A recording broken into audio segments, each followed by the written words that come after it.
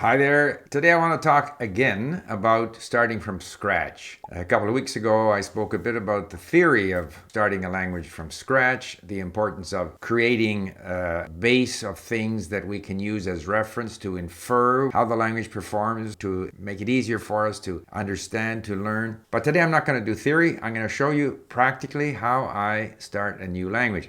Language learning is a process of moving from the unfamiliar to the familiar. Now, if you are learning a somewhat related language, related to a language you already know, things are already a little familiar. If I go from one Slavic language to another, or one Romance language to another, or one Asian language that I know to another, there's an element of things there that are familiar. But today I'm going to talk about Punjabi. I'm going to talk about a language that is extremely unfamiliar to me. The writing system is unfamiliar. There are some loan words from Persian, some words that relate to other Indo-European languages. For example, insofar as Persian is concerned, Punjabi Panj is five rivers Panj. So that relates to Punjabi, or relates Persian to Punjabi. But predominantly it's unfamiliar. So what do we do? Stephen Krashen has put forward his theory of language acquisition, which I basically agree with, and it says that we learn from meaningful and hopefully compelling and comprehensible context, messages that are important and comprehensible to us. So what do you do when nothing is comprehensible? For me, Punjabi is incomprehensible input.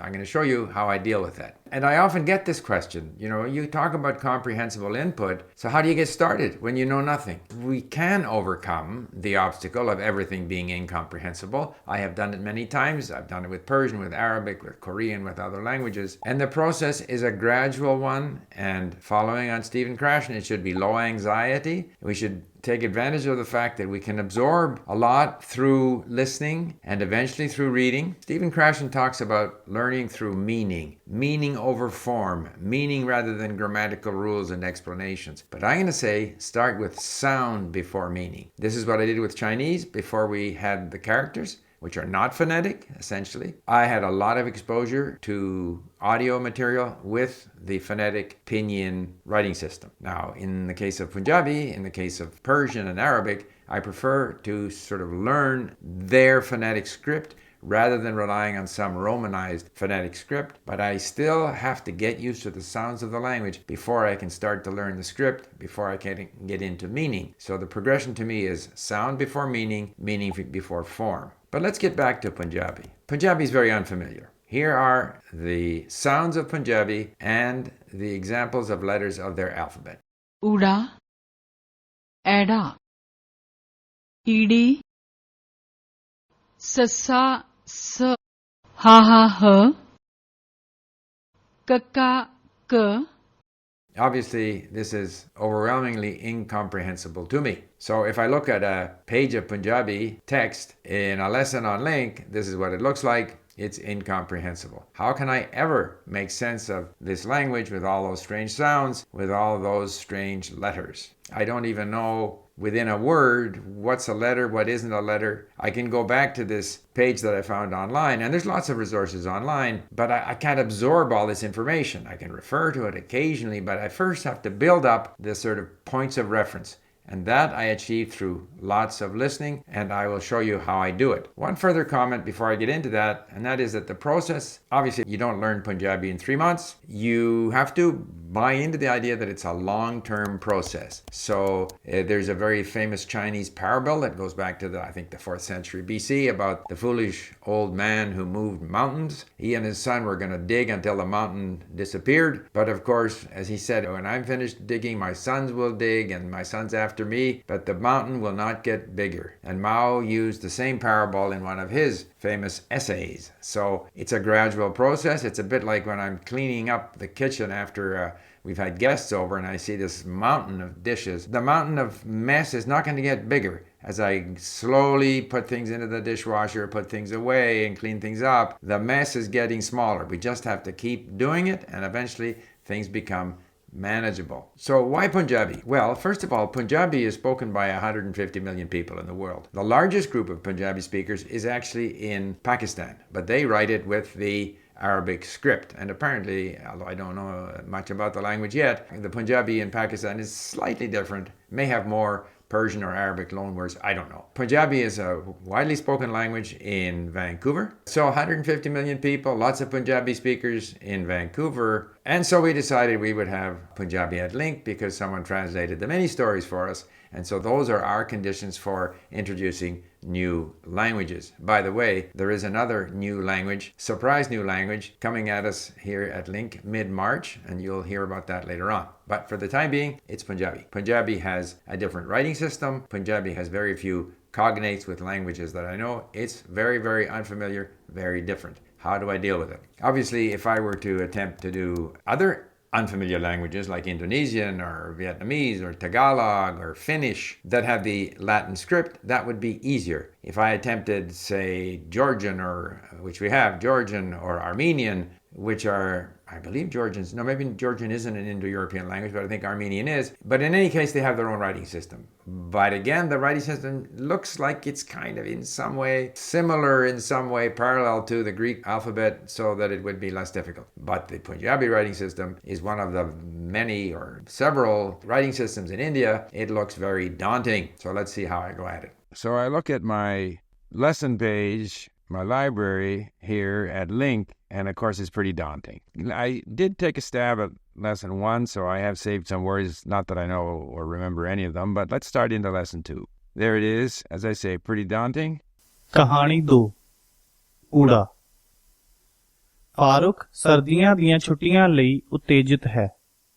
So I'm just going to listen through this once. It's, of course, meaningless to me, but I do get a sense of the dividing line between words, and I'm getting used to hearing the intonation, the cadence of the language. So all of this is going to help me as I go forward. ਉਸ ਕੋਲ ਸਰਦੀਆਂ ਵਿੱਚ ਕੁਝ ਵਿਹਲਾ ਸਮਾਂ ਹੈ. ਉਸ ਨੂੰ 2 ਹਫ਼ਤਿਆਂ ਲਈ ਕੰਮ ਨਹੀਂ ਕਰਨਾ ਪਵੇਗਾ. ਚਾਹੁੰਦਾ. So I've decided to switch to sentence view and to go and look up these words that, as I say, are meaningless to me. That first little word here that's white must be lesson 2. So it's a word that the system tells me I know when in fact I don't know it. But that's okay. कहानी 2 ऊड़ा Kahani. There you go. Kahani must be lesson. Farooq सर्दियां ਦੀਆਂ ਛੁੱਟੀਆਂ ਲਈ ਉਤੇਜਿਤ ਹੈ. Notice the word Farooq. For whatever reason, the system, again, because I didn't save it or didn't look it up, it assumes I know it. In fact, I do. Farooq, I couldn't spell it, but when I hear it, I know it's referring to Farooq. Farooq सर्दियां दियां छुट्टियां ਲਈ ਉਤੇਜਿਤ है. This he shows up at the end of a lot of these sentences. Notice I haven't looked up the sentence translation because I'm not so concerned about the sentence translation. I know these stories from my many stories in other languages. I'm more interested in hearing the individual sounds of the words, but I don't expect to remember them. I'm just getting exposure. Now I can go through the matching pairs, take a stab at them. Again, it's so easy. If you get it wrong, it changes to pink. If you get it right, it changes to green. It's just a way of getting additional exposure at this point. छुट्टियां सर्दियां उतेजित अ अ ball ball which Farooq. I have no hope of getting this sentence right, but it is a form of exposure. And slowly, just as with the old man and his sons who dug the mountain, I will eventually get to the point where I can do this exercise. But I don't mind getting it wrong. I think it's important when we learn languages, especially at the beginning, that we accept that everything is fuzzy and incomprehensible. दियां ਲਈ छुट्टियां सर्दियां उतेजित है. Not too good, but I'm looking forward to doing the next one already. This is fun. ਉਸ ਕੋਲ ਸਰਦੀਆਂ ਵਿੱਚ ਕੁਝ ਵਿਹਲਾ ਸਮਾਂ ਹੈ. No idea, but it's fun. And I'm going to work through this one the same way. And eventually, this language will become clearer to me.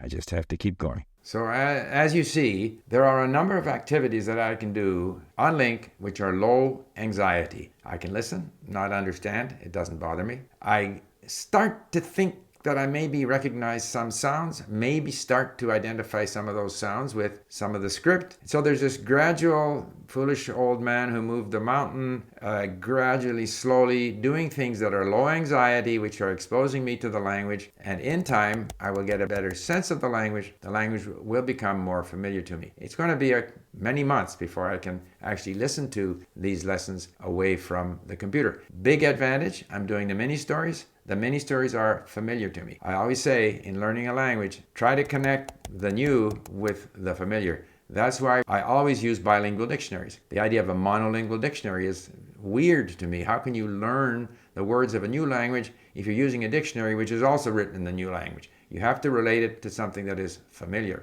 To me, the mini stories are familiar. I've used them for learning a number of languages, which then brings me to when I started with Persian, say 5 years ago, which I started together with Turkish and Arabic, I was in the same situation as I am now with Punjabi. Strange writing system, sounds that just noise to me. I kind of said to myself, well, how will I ever learn this language? I look up the, explanation of the letters, but still when you see them in action, in words, you still can't quite get it. But it's just a matter of the foolish old man who moved the mountain. You got to stay with it. So I just thought I would show you for reference what I do every morning now, which is that I download audio files, radio programs from Radio Fardo in Persian. I import the sound files to LingQ, which converts them into text. And then lo and behold, I open up these quite advanced, news broadcasts, serious material, adult material, B2 material, and I know most of the words. So somehow over this period, I went from everything being noise, everything being, undecipherable script, to something that I can read, that I can listen to, and I can understand a lot of because I know a lot of the words.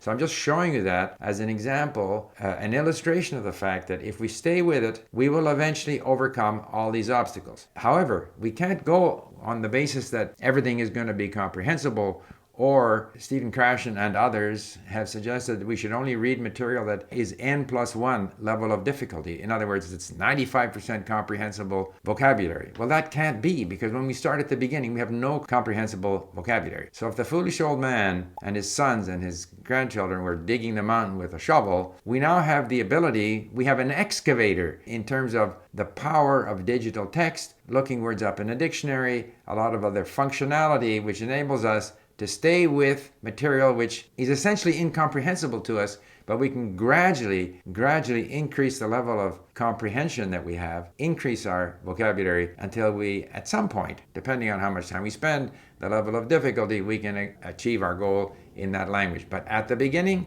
it's a steep hill. However, it's a steep hill, but it's the most exciting part of the discovery of the language. We are learning about the history of a different place, in this case, Punjab, which introduces us to India, which introduces us to the cultures and the languages of India.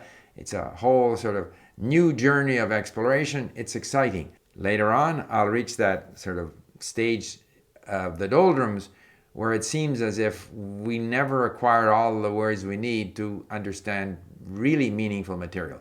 But in the early stage, when we're dealing with incomprehensible material, there's a number of actions we can take that will enable us to climb that first steep yet exciting part of our journey. So, I just wanted to show you that as an illustration of how I deal with incomprehensible input. Thanks for listening. Bye.